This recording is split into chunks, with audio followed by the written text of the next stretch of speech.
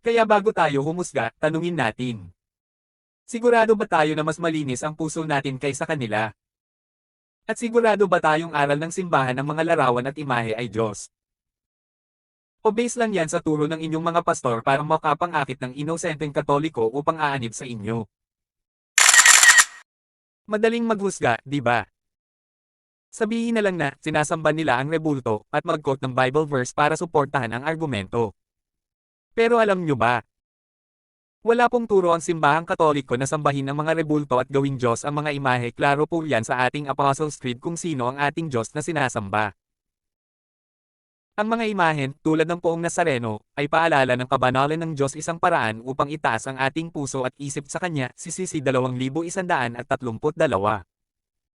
Tulad ng babae sa Biblia na dinudugo, na naniniwala na gagaling siya kung mahawakan niya ang laylayan ng damit ni Jesus. If I only touch His cloak, I will be healed. Matthew 7:20-22, Mark 5:28-34.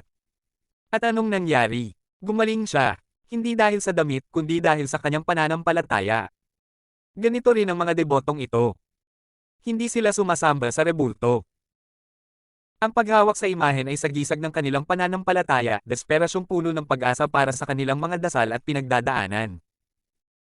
Sabi nga sa CCC 2131, ang mga imahen ay daan para makilala at mapalapit tayo sa Diyos. At sa huli, tanging Diyos lamang ang nakakaalam ng puso ng bawat tao. Man looks on the outward appearance, but the Lord looks on the heart. Unang Samuel Kapitulo 16, versikulo 7. Kaya bago tayo humusga, tanungin natin. Sigurado ba tayo na mas malinis ang puso natin kaysa kanila?